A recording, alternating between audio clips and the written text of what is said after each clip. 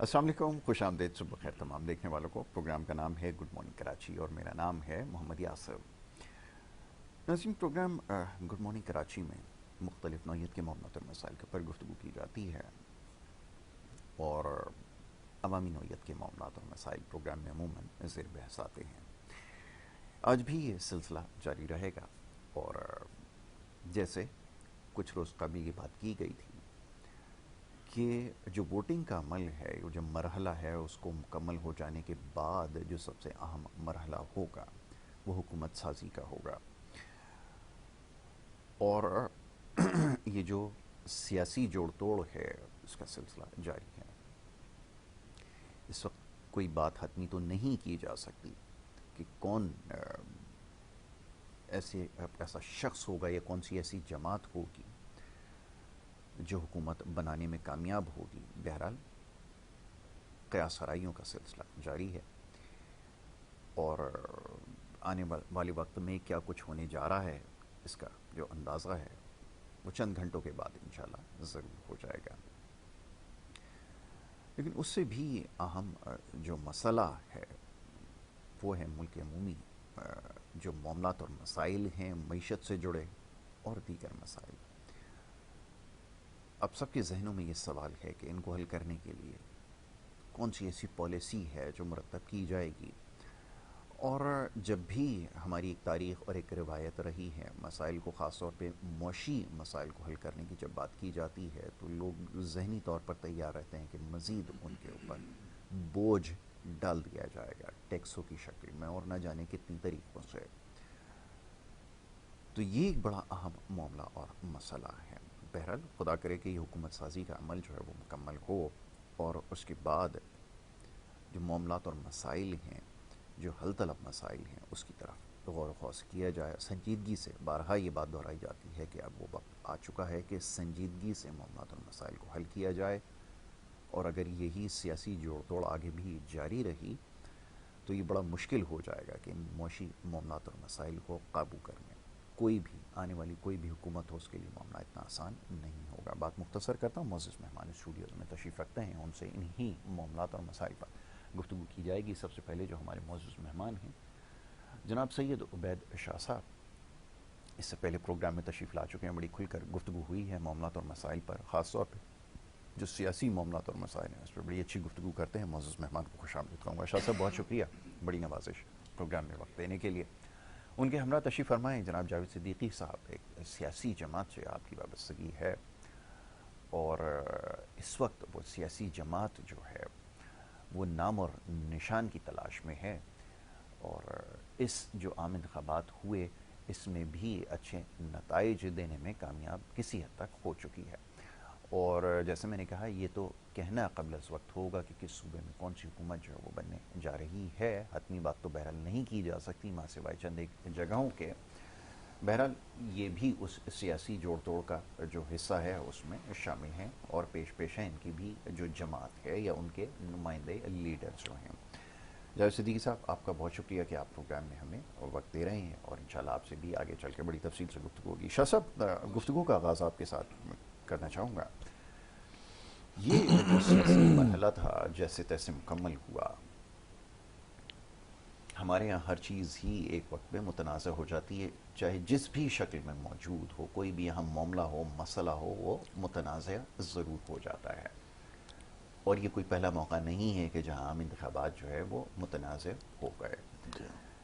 پہلا تو سوال ذہن میں یہ آتا ہے، اور لوگ بھی جاننا چاہتے ہیں، نوجوان نسل خاص طور پہ جاننا چاہتی ہے کہ کیا ہم اس قابل ہو سکیں گے کہ کبھی یہ غیر متنازع انتخابات کا انعقاد کروا سکیں، کیونکہ یہ وقت کی ضرورت ہے، اور گزرتے وقت کے ساتھ آپ کو اس کے اوپر نہ چاہتے ہوئے آنا ہوگا۔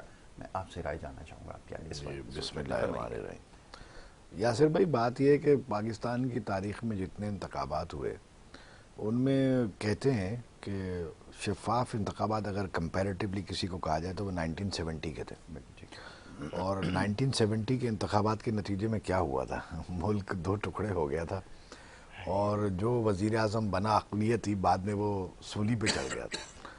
تو کوئی شفاف انتخابات اگر ایسے ہونے تو نہ ہی ہوں۔ بہت بڑی بھاری قیمت ہم نے چکائی اس کی۔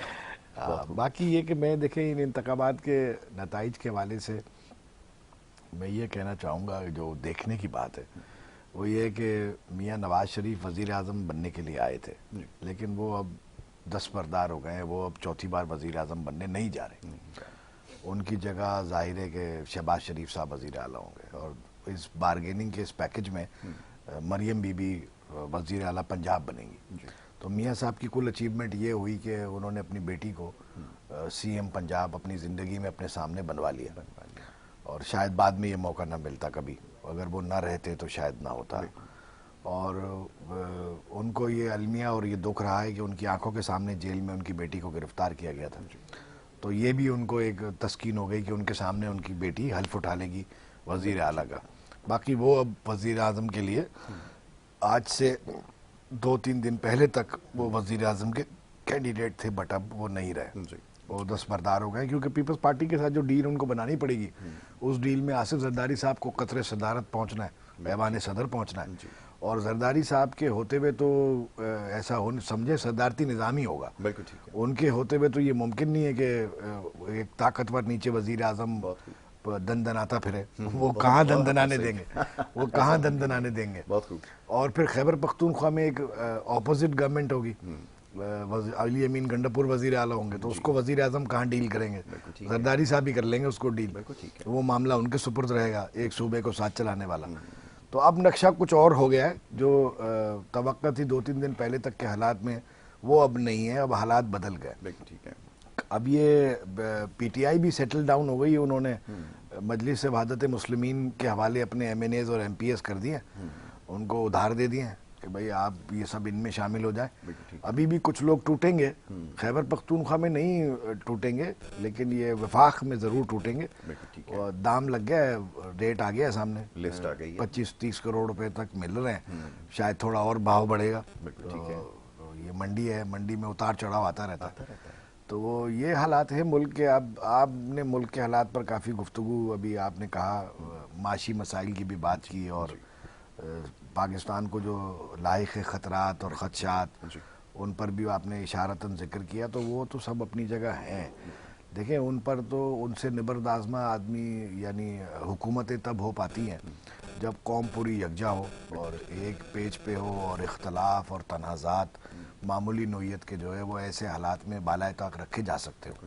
لیکن مسئلہ یہ کہ ہمارے اپنے جو مفادات ہیں، ہماری انائیں ہیں، وہ ہمارے ملک سے بڑی ہیں، اور وہ ملک اس کے مقابلے میں چھوٹا ہے، اور جو جس عہدے پر بیٹھا ہے اسے اپنے اختیارات کے استعمال، بے دریغ استعمال پہ کوئی رکاوٹ نظر نہیں آتی، اور وہ ملک کو اس کے مقابلے میں بہت کم درجے کی چیز سمجھتا ہے. تو اب دیکھیں، اب یہ ہم اس پر ماتم کر سکتے ہیں، کوئی کہتا ہے نا شاعر کہ پیوستہ رہے شجر سے امید بہار رکھ، تو ہم بھی رکھے ہوئے تو ہیں امید بہار، لیکن پتہ نہیں کب تک خزاں چلتی رہے گی. لمبا سیزن ہے خزاں کا، اتنی آسانی سے ختم ہونے والا. اللہ خیر کرے. شاہ صاحب، یہ ایک چیز جو بہت زیادہ زحمت دیتی ہے، سوچنے پہ مجبور کرتی ہے کہ یہ سیاسی پختگی کہاں گئی. خیال یہ ہے کہ اگر آپ کسی جاب کے لیے اگر آپ کو رکھا جائے 4 سال 5 سال یا کم از کم 10 سال گزارنے کے بعد، تو آپ نہ چاہتے ہوئے بھی وہ کام یا وہ جو ہے شعبہ جس سے آپ کا تعلق ہے وہ کہیں نہ کہیں آپ سیکھ ہی جاتے ہیں. یہاں اس کی بڑی شدت سے کمی نظر آتی ہے.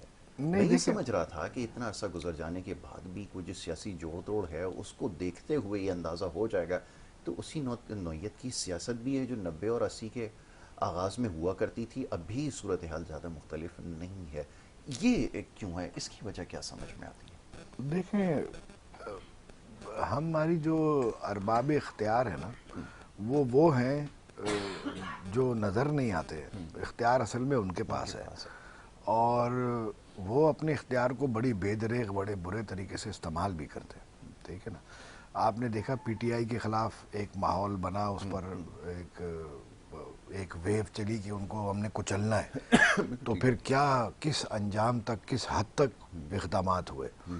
اور ظاہر ہے اس کی بازگشت ہر جگہ ہے، دبے لفظوں میں بھی کھل کے بھی یہ بات کی جاتی ہے کہ بہت ظلم کی داستانیں رقم ہوئی ہیں، بڑی زیادتیاں ہوئی ہیں. لیکن یہی پی ٹی آئی جو ہے یہ کل انہی لوگوں کے یا انہی طاقتوں کے ہاتھوں استعمال ہوتی رہی مخالفین کے خلاف. ٹھیک ہے نا. جس پوزیشن میں آج نون لیگ ہے اسی پوزیشن میں آج پی ٹی آئی ہے، جس پوزیشن میں اس پوزیشن میں کل نون لیگ تھی. ہمارے سیاسی شعور کو آپ دیکھ رہے ہیں نا، بات یہ ہے کہ سیاسی شعور لوگوں میں تو بیدار ہوتا ہے اور ہوا ہے اور آگے بڑھے ہیں، وہ اگلے منزل پہ ہیں، لیکن جو ہماری سیاسی جماعتیں ہیں ان کی قیادتیں ہیں وہ وہیں کی وہیں اقتدار سے چمٹنے سے آگے سوچتی نہیں ہے کچھ. سوچ رہی ہیں ابھی ان کو صرف جو اتنے شارٹ سائٹڈ ہیں کہ وہ حکومت تک پہنچنے کو اپنی جو ہے جدوجہد کا حاصل سمجھتے ہیں. ہمارے ہاں سیاست کا جو مطلب ہے وہ یہ ہے کہ اقتدار تک پہنچنے کی یا اقتدار حاصل کرنے کی جدوجہد، اس کو ہم سیاست کہتے ہیں. حالانکہ ڈکشنری اٹھا کر آپ کبھی دیکھیں تو سیاست کی تعریف یہ ہے کہ امور سلطنت یا کار ریاست انجام دینے کا ہنر. سیاست کا مطلب یہ ہے، یعنی ایک اسٹیٹمنٹ جو آپ جب آپ کے پاس حکومت ہو، اختیار ہو، تو آپ نے اسٹیٹ کو کیسے رن کرنا ہے، لوگوں کے معاملات کو کیسے حل کرنا ہے اور کیسے ان کو فائدہ پہنچانا ہے، اچھی مینجمنٹ کرنی ہے ان کی. اس ہنر کو یا اس فن کو سیاست کہا جاتا ہے. ہم کہتے ہیں سیاست کا مطلب ہے کہ حکومت تک پہنچ کیسے جائے، اور ہم کہتے ہیں سیاست میں سب جائز ہے. یہ ہماری اپنی منطق، یہ ہماری تو ہمارے سیاستدان جو ہے، آپ دنیا میں دیکھیں نا، عہدے سے ہٹنا منٹ کا کام ہوتا ہے. معمولی سی بات کوئی ہو جاتی ہے تو وہ اپنا عہدہ چھوڑ دیتے ہیں، کیونکہ ان کا یہ کنسرن، یہ اتنی ان کی وہ نہیں ہے، انڈرسٹینڈنگ نہیں ہے کہ ہماری زندگی موت یہی ہے. بالکل ایسا ہی. حافظ نعیم صاحب نے دیکھیں ابھی استعفیٰ دیا، انہوں نے کہا یہ سیٹ مجھے نہیں چاہیے. تو آپ اس سے کیا مطلب لیں گے؟ اس سے یہی مطلب لیں گے نا کہ ایک سیٹ یا ایک عہدہ یا ایک اختیار یہ ان کی زندگی کا مقصد نہیں ہے. وہ اس سے لارجر دین لائف، ان کا مقصد اس سے کچھ بلند ہے.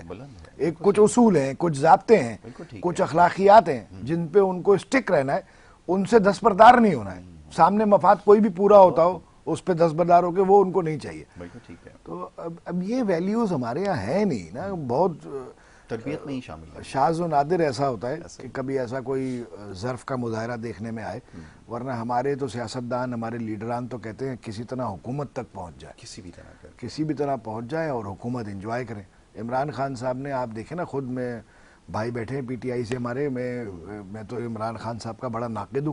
حالانکہ ایک 1 پوائنٹ ایجنڈے پہ میں ان کو سپورٹ کرتا ہوں، سول سپریمیسی، جسے وہ کہتے ہیں حقیقی آزادی اور بغاوت اور غلامی سے نجات. وہ اس کو میں، اس ایجنڈے کو میں سپورٹ کرتا ہوں اپنے تئیں ایک باشعور شہری کے طور پہ. میں بھی یہ چاہتا ہوں کہ سول سپریمیسی قائم ہو ملک میں، اور کوئی بھی جو لوگوں کے منتخب لوگ ہو، اختیار انہی کے ہاتھ میں ہو، وہی استعمال کریں، اور اگر لوگ نہ چاہیں تو انہیں ریجیکٹ کریں. لیکن خان صاحب نے ملک کو کیا دیا؟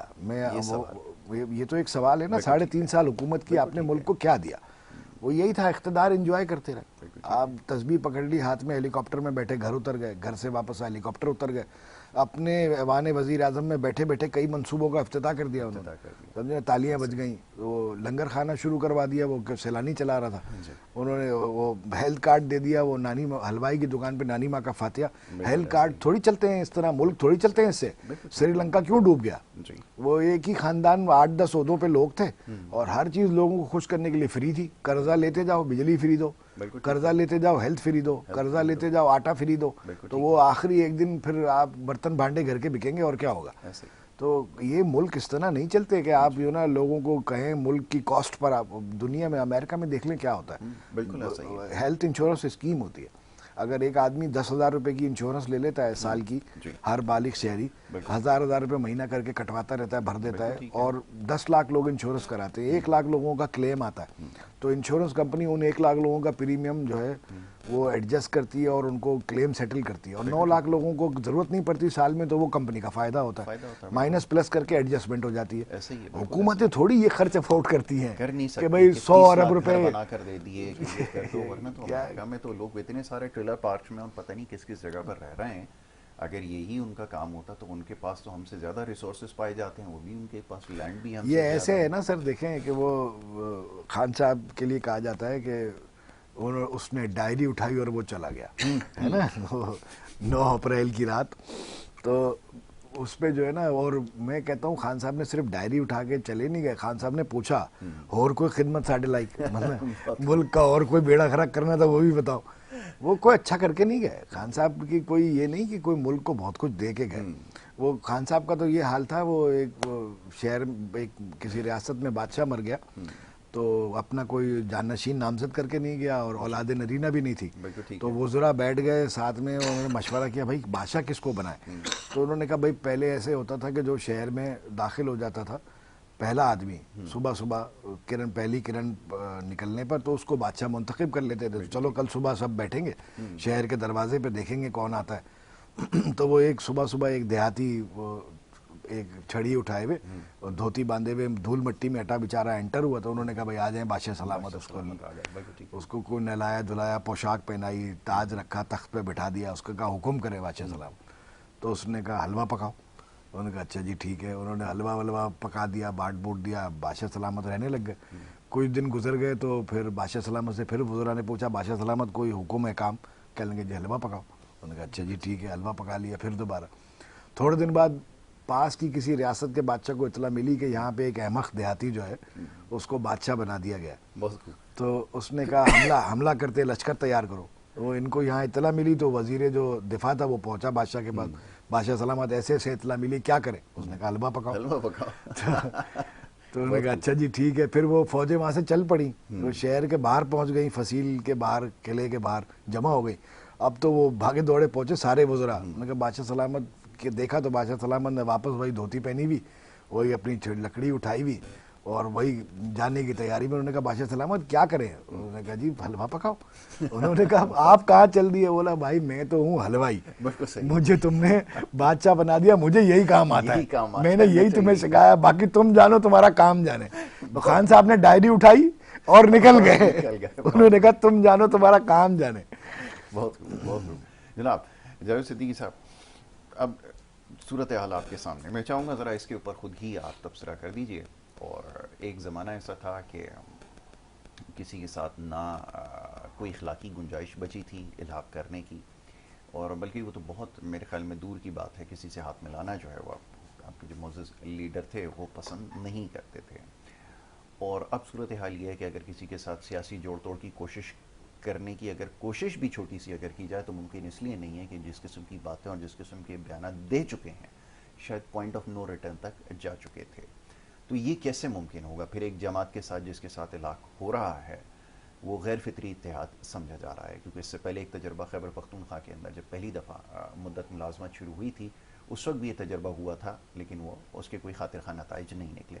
آگے کی داستان میں آپ سے جاننا چاہوں گا کیا سوچ رکھتے ہیں, کیسے یہ ممکن ہوگا, فرمائیے گا. بسم اللہ الرحمن الرحیم. سب سے پہلے جو آپ نے سوال کیا کہ وہ کسی سے ہاتھ نہیں ملاتے تھے یا کچھ نہیں کرتے تھے, لیکن یہ ادھورا جملہ ہے. اچھا. اور آپ ان کی ریکارڈنگ یا تقریریں یا پریس کانفرنس یا کچھ بھی نکال کے دیکھیں گے تو اس میں وہ پورا جملہ آپ کو مل جائے گا کہ انہوں نے کہا کہ جنہوں نے ملک کو لوٹا, جنہوں نے ملک کو نقصان پہنچایا, میں ان سے ہاتھ نہیں ملاؤں گا. مطلب پورا جملہ یہ ہے. تو صرف ہاتھ نہ ملانا کوٹ کیا جاتا ہے, پورا جملہ کوٹ نہیں کیا جاتا. اچھا, پھر دوسری بات یہ کہ اکثر بیشتر ہمارے جو آپ کے مہمان آتے ہیں اور وہ کہتے ہیں کہ جی انہوں نے بھی اپنے دور میں, دیکھیں انہوں نے صرف اور صرف اداروں کو یہ مطلب کہ آزادی دی تھی کہ آپ فیصلے کریں. وہ جو کیسز آپ اکثر کورٹ میں سنتے رہتے ہیں کہ کورٹ میں اتنے کیسز جمع ہو گئے, اتنے ہزاروں ہو گئے, اتنے لاکھوں ہو گئے, اور اس میں بڑے چھوٹے سبھی شامل تھے. اچھا, سپریم کورٹ میں جو کیسز تھے اس کے بارے میں بھی آپ کو پتا ہوگا کہ وہ جو کیسز تھے وہ صرف منطقی وہ کیسز ان کے دور میں درج نہیں ہوئے تھے. وہ مقدمات پہلے سے ہی یہ آپس میں ایک دوسرے کو جو الزامات لگاتے تھے, یہ کیسز کرتے تھے, یہ وہ تھے. ٹھیک ہے. اور اس کے لیے انہوں نے نیب اور دوسرے ادارے تھے, انہیں کہا کہ ان کے جو بھی فیصلے ہیں وہ فیصلے کریں. اور آپ نے شاید اس کے بعد خاقان عباسی صاحب اور سعد رفیق صاحب کے بیانات بھی سنے گے جو نون لیگ کے تھے کہ اگر یہ 1 سال اور رک جاتے تو ہمارے تمام کیسز کے فیصلے ہو چکے ہوتے.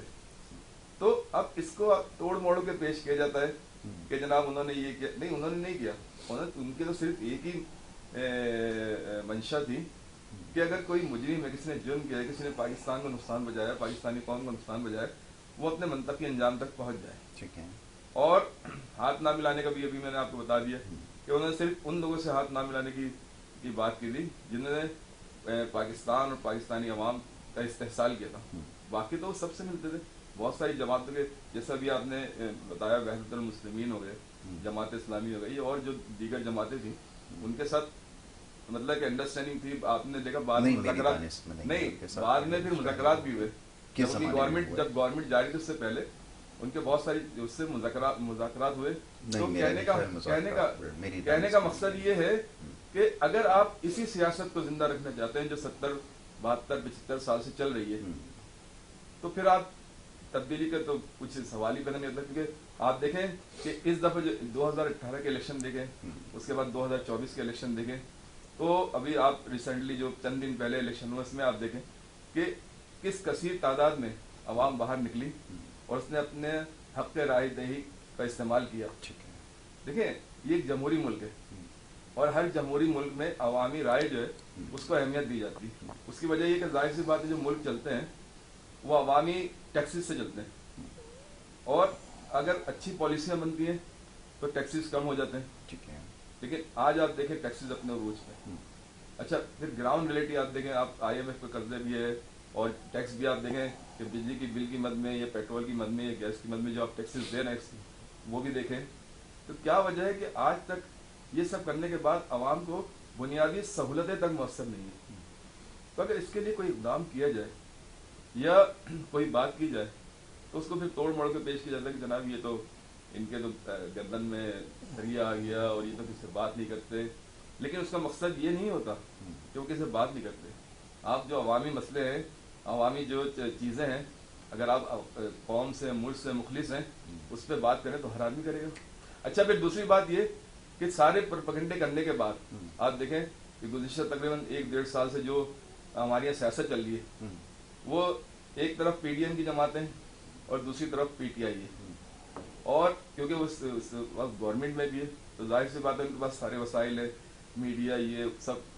اس سب کے بعد جو رزلٹ آیا وہ بھی آپ نے دیکھا اور اس کو جس طرح چینج کیا گیا. میرے خیال پاکستان کی تاریخ میں جو دھاندلی کے دیکھیں انتخابات, جیسے ہمارے بھائی نے بھی کہا کہ 70 میں انتخابات اور اس کا رزلٹ جینین تھا اور اس کے نتیجے میں کیا ہوا, اور اس کے بعد سے آپ دیکھیں جو انتخابات ہوئے ان کے بھی آپ کو ظاہر سی بات ہے آپ کی نالج میں, اور جو 2024 کے الیکشن ہوئے ابھی اس کا بھی آپ کے 18 کا بھی مجھے یاد ہے, 18 کا بھی آپ کو یاد ہے.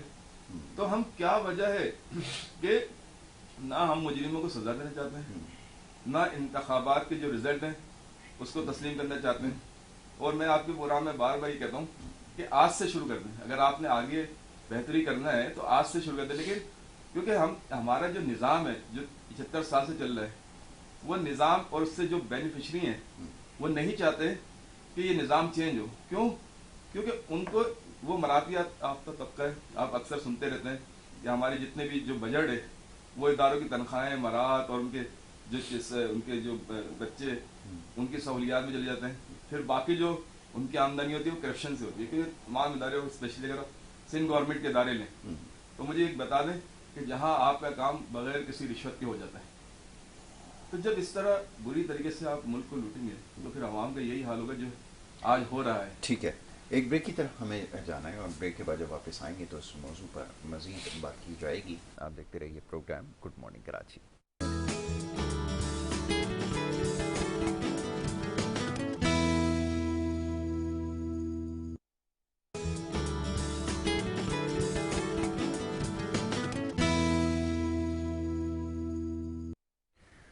ویلکم بیک جی, ایک دفعہ پھر آپ کو خوش آمدید کہیں گے. اور بریک پہ جانے سے پہلے ملکی سیاسی صورتحال کے حوالے سے گفتگو ہو رہی تھی. معزز مہمان تشریف فرمائے ہیں, ان سے بات کر رہے تھے اور ڈسکس کر رہے تھے یہ ساری چیزیں جو اس وقت لوگوں کے ذہنوں میں ہیں, جو سوالات جن کے جوابات جاننا چاہتے ہیں اس پہ ہم بات کر رہے تھے. سید عبید شاہ صاحب تشریف فرمائے, جاوید صدیقی صاحب ان کے ہمراہ تشریف رکھتے ہیں, ان سے گفتگو ہو رہی تھی.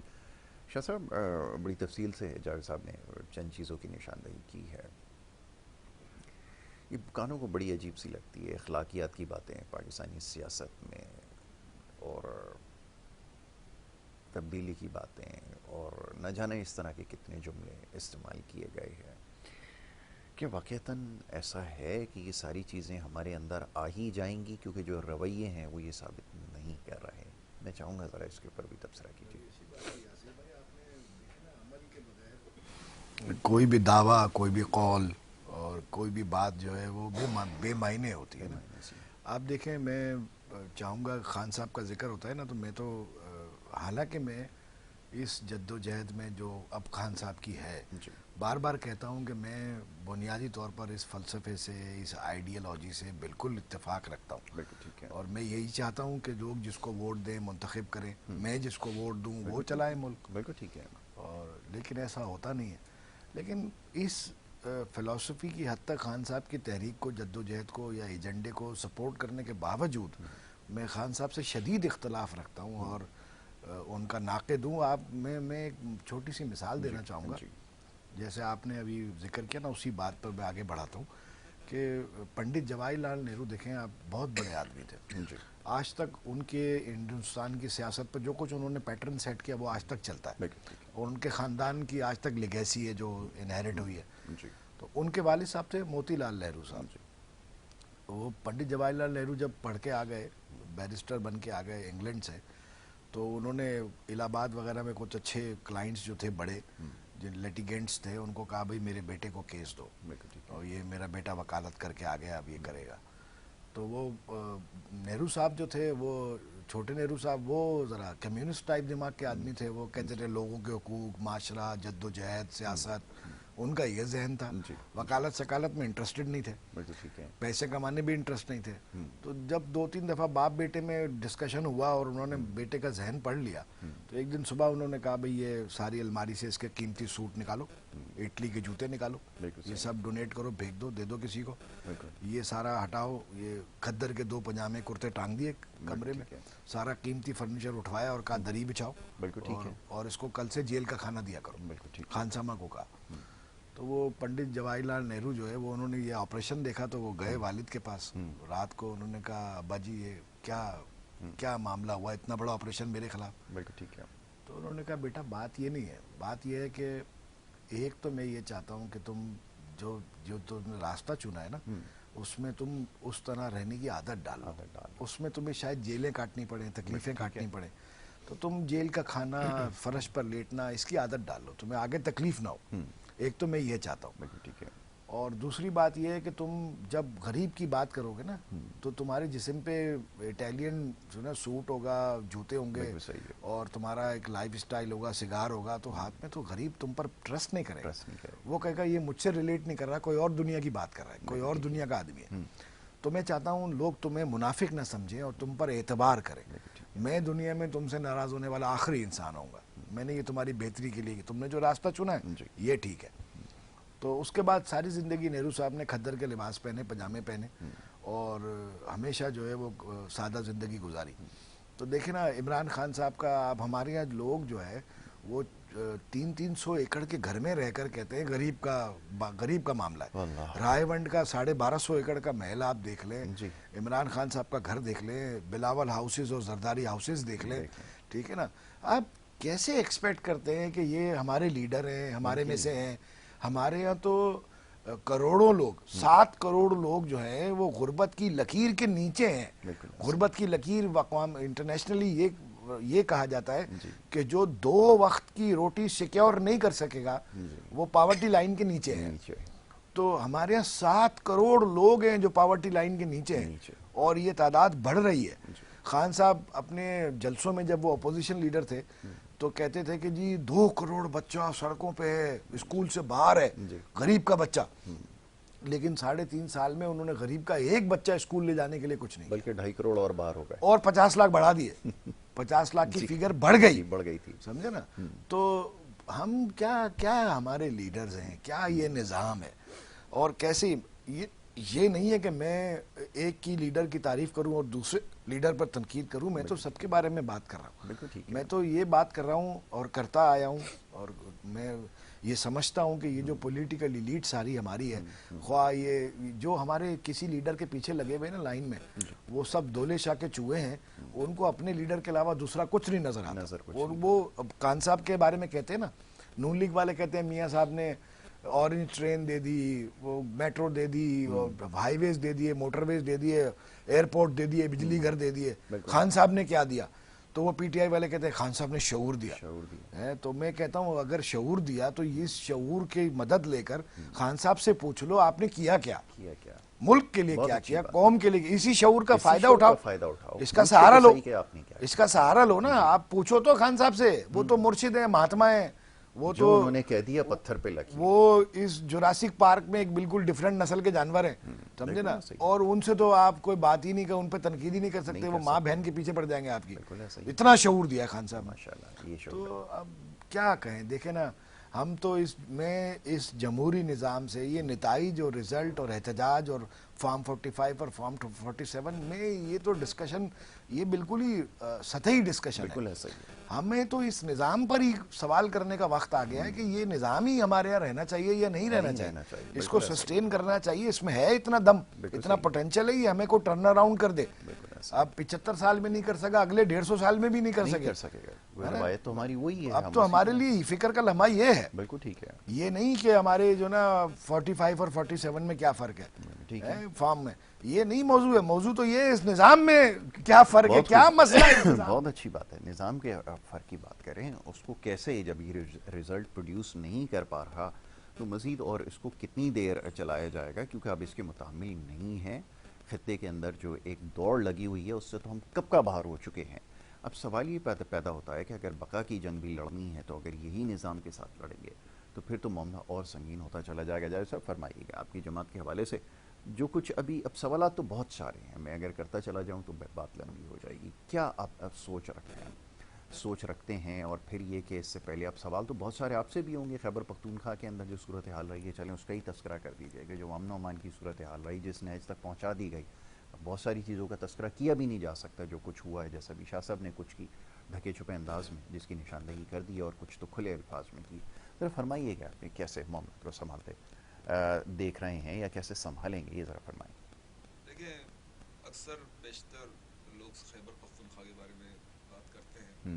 میرے بھی بہت سارے جو ہمارے دوست ہیں جن کا تعلق خیبر پختونخوا سے ہے, آپ کے بھی بہت سارے دوست ہیں, تو آپ وہاں دیکھیں اس وقت اگر گزشتہ 5 سال کا اگر آپ نکالیں ہیں تو سب سے زیادہ جو ایجوکیشن ریشیو بڑھا ہے وہ خیبر پختونخوا میں بڑھا ہے. اور بہت سارے چیزیں دیکھیں, ہم مخالفت میں بہت ساری چیزیں اس کو بھی غلط کہہ دیتے ہیں, لیکن اگر خیبر پختونخوا کا اگر پچھلا دور دیکھا جائے, اس سے پچھلا پہلے کا دور دیکھا جائے, مطلب خان صاحب کی جو 10 سال کی جو گورنمنٹ تھی اس سے پہلے کا اور اس کا موازنہ کیا جائے تو خیبر پختونخوا میں بہت بہتری آئی.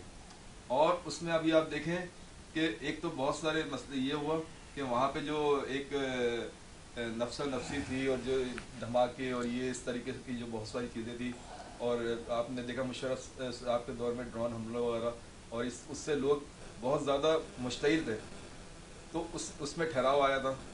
ادھر ایجوکیشن ریشو بہتر ہوا تھا, ادھر تعلیم اور صحت جیسا بھی آپ ہیلتھ کارڈ کا ذکر کرتے ہیں, دیکھیں ہر چیز کو آہستہ آہستہ آہستہ آہستہ صحیح لائن پہ, کیونکہ دیکھیں بگاڑ میں زیادہ ٹائم لگتا ہے لیکن بگاڑ کو صحیح کرنے میں ٹائم لگتا ہے. مسئلہ یہ ہے کہ ایک بچہ اگر غلط لائن پہ پڑ جائے گا, اب دوستوں میں بیٹھتا ہے, جیسے ابھی ہمارے اگر جائیں آپ نفسیاتی اسپتال میں, منشیات کے ہاسپٹل میں, تو ادھر آپ اندازہ کریں گے کہ ان کو وہ بہتر تھے لیکن بگڑنے میں چند مہینے لگے, لیکن ان کو صحیح لائن پہ لانے میں, دوبارہ اس سے نکالنے میں سالوں لگ گئے. تو اب 3.5 سال کا جو دور, مختصر سا جو ایک دور تھا, اب اس میں یہ تاثر دیا جاتا ہے کہ 3.5 سال میں آپ نے جناب پورا پاکستان کا نقشہ ہی بدل دینا تھا, جو ممکن نہیں تھا. تو لیکن بہتری جہاں آئی ہم اس کا بھی ذکر نہیں کرتے. اچھا, پھر دوسری بات یہ ہے کہ صرف پاکستان کی عوام کی بات نہیں کر رہے, بیرون ملک پاکستانیوں کے بھی آپ دیکھیں, وہ تو پاکستان میں نہیں ہے نا, وہ تو ایک جمہوری ملک میں رہ رہے ہیں. تو کیا وجہ ہے کہ وہ بھی وہاں بھی خان صاحب کی مقبولیت بے انتہا ہے, اور انہوں نے جو 1-2-3 چیزیں جو اپنے دور میں کی تھی, تو آپ نے دیکھا کہ جو ڈیجیٹل ووٹنگ کا جو سسٹم تھا وہ لے کے آئے تھے, اور اس سے بہت سارے معاملات جو آج آپ دیکھ رہے ہیں کہ ابھی تقریباً ہفتہ ہونے گئے لیکن ابھی تک پورے رزلٹ پہ وہ نہیں ہوا, کہیں رزلٹ روک دیے گئے, کہیں کوئی مسئلے ہوئے, کہیں رزلٹ چینج کر دیے گئے. تو آپ مجھے بتائیں کہ جب پی ڈی ایم کی حکومت آئی تھی تو اس نے ایک اچھی عمل کو دوبارہ کیوں اس کو ختم کیا. دوسرا, بیرون ملک پاکستانیوں کا آپ نے دیکھا، آپ کی بھی ظاہر سی بات ہے پولنگ والے دن آپ بھی آن لائن تھے، گراؤنڈ پہ آپ کے ورکر بھی تھے، تو وہاں پہ بہت ساری ہر حلقے میں فیملیاں تھیں جو بیرون ملک سے صرف ووٹ کاسٹ کرنے پاکستان آئی تھی. اب آپ ان کو کیا کہیں گے؟ وہ تو پاکستان میں نہیں رہتے نا، وہ تو ایک سویلائز ملک میں رہتے ہیں، انہیں جمہوری ملکوں کے طرز عمل بھی پتہ ہے کہ کیا ہوتا ہے. تو یہ سب چیزیں ہیں جو کاؤنٹ کرتی ہیں. اچھا آپ یہ دیکھیں کہ 2024 کی اگر آپ مثال لے لیں، جو ابھی حال ہی میں الیکشن ہوا تھا، کہ اس میں جو امیدوار تھا نہ اس کا مذہب آڑے آیا تھا نہ اس کی قومیت آڑے آئی تھی. جو ووٹر تھا اس نے صرف خان صاحب کے جو ویژن تھا اس کو ووٹ دیا. آپ دیکھ رہے ہیں کہ جب ہمارے یہاں ماشاء اللہ لگا تھا ہمارے وقت میں ضیاء صاحب کا، اس وقت سے یہ چیزیں پروان چڑھی تھی، اور 2024 میں یہ سارے بت توڑ دیے گئے تھے. کیونکہ دیکھیں آپ کا مذہب ہے کیا ہے کیا نہیں ہے وہ آپ کا اس سے تعلق ہے، ٹھیک ہے، صحیح ہے، اور قومیت ہے، آپ پٹھان ہیں، پنجابی ہیں، سندھی ہیں، بلوچی ہے، بنیادی ضروریات سب کی ایک جیسی ہوتی ہیں، اس کے لیے کوئی تفریق نہیں ہوتی مذہب کی یا قومیت کی. تو آپ نے اس الیکشن میں دیکھا کہ یہ سارے بت پاش پاش ہو گئے اور لوگوں نے صرف ویژن کو ووٹ دیا. تو یہ سب چیزیں رکھیں سامنے. پھر دوسری بات یہ ہے کہ یہ ملک کس سے چل رہا ہے؟ ظاہر سی بات ہے آپ کے ہمارے ٹیکسوں سے چل رہا ہے. اگر IMF سے بھی قرض لیا جا رہا ہے تو وہ بھی بعد میں ٹیکسز کی صورت میں ہم ہی ادا کر رہے ہیں. تو کیا وجہ ہے کہ ہمارے فیصلے کو اہمیت نہیں دی جاتی؟ اور جس دن ہم نے یہ تہیہ کر لیا، دیکھیں اگر میں غلط فیصلہ کروں گا اس کے اثرات مجھ پہ ہوں گے تو اس کے میں نہیں کروں. لیکن آج عوام جو آپ دیکھیں سوشل میڈیا پہ جو الیکشن کو وہ کر رہی ہے، آن نہیں کر رہی، اور دھاندلی کے اور بین الاقوامی میڈیا بھی یہی کر رہا ہے تبصرے. اس سے پہلے آپ دیکھیں جو سروے ہوئے تھے اس میں PTI کی مقبولیت کا بھی اندازہ تھا. اچھا دوسری بات میڈیا جو تبصرہ کر رہا ہے نا، تھوڑی سی یہاں پہ جی کر دوں میں، اس میں تصحیح کی ضرورت ہے. وہ نتائج کے حوالے سے نہیں، ان کی تاخیر کے حوالے سے کر رہا ہے. نہیں انتخابی عمل کو تو شفاف ہی قرار دیا گیا ہے. اگر انٹرنیشنل میڈیا اگر آپ نے نہیں دیکھا تو میں آپ کو چینلز کے نام اور میڈیا ہاؤسز کے نام لے کر بتا دیتا ہوں. دھاندلی کا بھی ذکر کر رہا ہے، دھاندلی کا تذکرہ نہیں، میں نے شاید نہیں، یقیناً میرا کام یہی ہے. میرا صبح سے لے کے شام تک کام یہی ہے کہ میں انٹرنیشنل میڈیا کو بیٹھ کے مانیٹر ہی کر رہا ہوتا ہوں. اچھا ایک عام جو ٹی وی بیٹھ کے دیکھتا ہے اس سے زیادہ. اس سلیکشن میں پہلی دفعہ ایسا ہوا ہے کہ جیتے ہوئے امیدوار خود اپنی سیٹوں سے دستبردار ہوئے. مطلب جیت گئے، سب کچھ ہو گیا، رزلٹ بھی آ گیا، ان کو شاید 47 کا فارم بھی. اچھا جیسے ابھی ہمارے بھائی نے کہا کہ یہ فارم وام، سر یہ آئین اور قانون، آپ کو پتا ہوگا کہ قتل کرنے والی کی سزا کیا ہے تو آپ بات کریں گے. آپ کو پتہ ہوگا چوری کرنے والی کی سزا کیا ہے. تو یہ آئین اور قانون اگر آپ کے نالج میں ہوتے ہیں تو آپ اس پہ بحث بھی کرتے ہیں. RTS والا معاملہ یاد ہے، زیادہ پرانی بات تو نہیں ہے میرے خیال میں. 2018 کے اندر جو RTS بند ہوا تھا وہ کیسے بند ہوا تھا یاد ہے کچھ؟ دیکھیں میں یہ بات نہیں کر رہا پہلے نہیں، میں اس لیے حیران ہوتا ہوں کہ اس وقت تو یہ ساری باتیں نہیں کی گئی تھی، یہ سوالات نہیں ہوئے تھے، عالمی ادارے اس وقت کیا کہہ رہے تھے اس کے تو حوالے نہیں دیے گئے. اس وقت کیا PTI گورنمنٹ میں تھی؟ گورنمنٹ میں تو نہیں تھی، گورنمنٹ میں تو آئی تھی. تو آپ نے اس طرح کے اقدامات، ٹھیک ہے میں تو کہتا ہوں اس سے پہلے بھی جو ہوا تھا آپ وہیں سے شروعات کر دیتے تو آج ہم ان حالات کا سامنا نہیں کر رہے ہوتے. ٹھیک ہے، آج میں تو کہوں گا یہ بھائی ہمارے ہیں، کوئی ان کے جذبات کا، سیاسی نظریات کا احترام ہے، لیکن یہ کہ ہائے اس سادگی پہ کون نہ مر جائے خدا. آپ نے اسی شہر میں کہہ رہے ہیں کا بھی دور دیکھا، نہیں اسی شہر میں جماعت اسلامی کا بھی اس دور کو ادھر ہی دیکھا، رکھتے ہیں نا. نہیں اسی شہر میں دیکھا نا آپ نے. اور اسی تو مسئلہ کہنے کا یہ کہ اتنے طویل حکومتوں میں رہنے کے بعد اگر آپ کچھ نہیں کر سکے تو آپ کو، جیسے ابھی سراج الحق صاحب نے استعفیٰ دیا، استعفوں کی طرف بعد میں آؤں گا. یہ بات، یہ موضوع ریلیونٹ نہیں ہے، کس پارٹی کی کیا سیاست ہے اور وہ کیسا طرز عمل رکھتی ہے، ریلیونٹ. ہم جو بات کر رہے ہیں وہ تو انتخابی حالات کی بات کر رہے ہیں. تو 2024 کے انتخابی حالات اور 2018 کے انتخابی حالات میں کیا فرق ہے؟ فرق یہ ہے کہ جس پوزیشن میں نون لیگ ہے آج اس پوزیشن میں PTI تھی، جس پوزیشن میں کل نون لیگ تھی اس پوزیشن میں آج PTI ہے. یہی کچھ ہے، یہ اور کیا ہے؟ مطلب چہرے بدل گئے، معاملات تو وہی ہیں. تو جب آپ کے حق میں وہ معاملات ہوں تو وہ بہت برے ہیں، بہت اچھے ہیں، بہت اچھے ہیں۔ دوسرے کے خلاف ہو تو بہت برے ہیں. مطلب کیا ہے، دیکھیں بات یہ ہے، میں ایک بات، ہم کنکلوژن کی طرف جا رہے ہیں پروگرام، میرا خیال ہے جی ٹائم جی کم ہے. بالکل ایسا ہی. تو میں دیکھیں نا، انہوں نے کہا کہ خیبر پختونخوا کے حالات جب خان صاحب کو 10 سال حکومت ملی بڑے بدل گئے، بہت اچھے ہو گئے، بڑے شاندار ہو گئے. اعداد و شمار کا نا اپنا ایک چہرہ خود کا ہوتا ہے، بالکل ایسا وہ خود ہی آپ کو منہ چڑھاتے ہیں، آپ نہ بھی چاہیں. میں اس لیے اس کی نشاندہی نہیں کیا. جب خان صاحب نے 2013 میں خیبر پختونخوا میں حکومت بنائی، اس وقت کے پی کے گورنمنٹ کا اوور ڈرافٹ جو تھا وہ 97 بلین تھا، وہ قرضے میں تھی 97 بلین کے.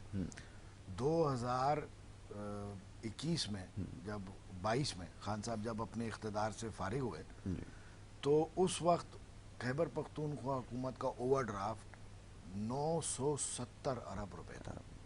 ٹھیک ہے نا، یعنی ایک صوبے کو 1000 ارب روپے کے دلدل میں آپ نے ان 10 سالوں میں پھنسا دیا.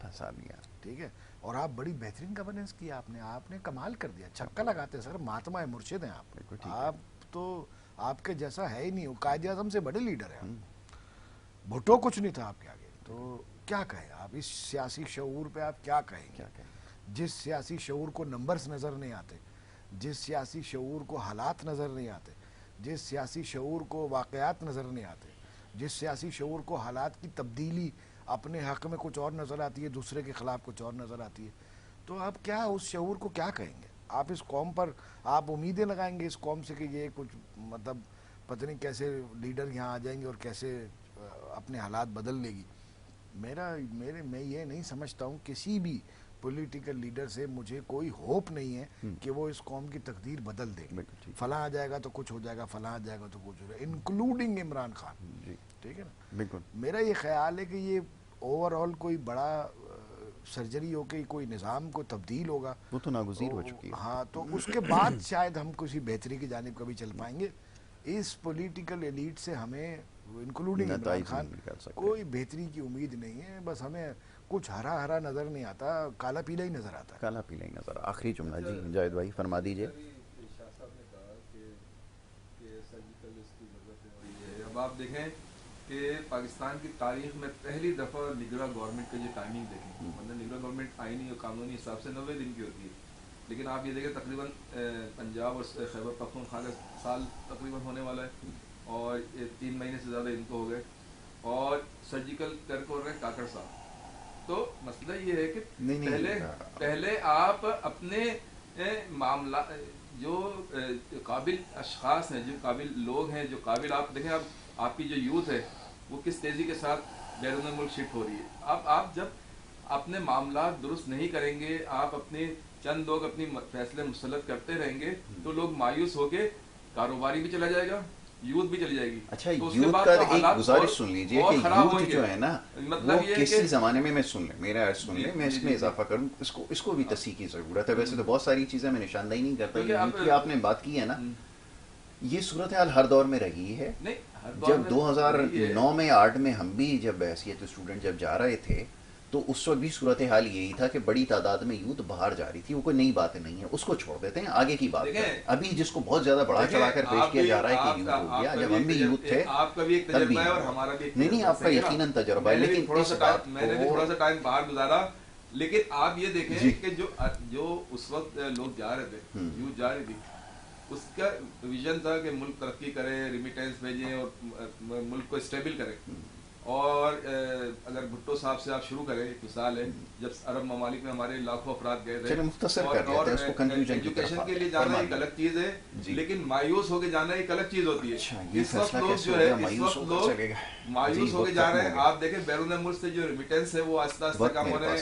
آپ کی معیشت کا حال دیکھیں، اگر آپ 3.5 سال کو کنسیڈر کر رہے ہیں، اس میں آپ FATF اور کرونا کو بھی کنسیڈر کریں، لیکن جو 40 سال سے PDM کی جماعتیں آ رہی ہیں اس وقت سے اگر آپ شروع کریں، اس وقت قرضے کی کیا صورتحال تھی، اس وقت معیشت کی کیا صورتحال تھی، اس وقت تعلیم، صحت، روزگار کی کیا صورتحال تھی. اور ان 40 سالہ دور میں 40 سالہ دور میں ہم کہاں آ کے کھڑے ہو گئے. تو آپ اس سب کا موازنہ کریں تو میرا خیال ہے ان کو تو خود ہی اور جناب اب وقت ہو رہا ہے دوسرے سیگمنٹ کا، اور لیکن اس سے پہلے ایک وقفہ ہے. پھر سے واپس آئیں گے تو پھر اس سلسلے کو جاری رکھیں گے. آپ دیکھتے رہیے پروگرام گڈ مارننگ کراچی.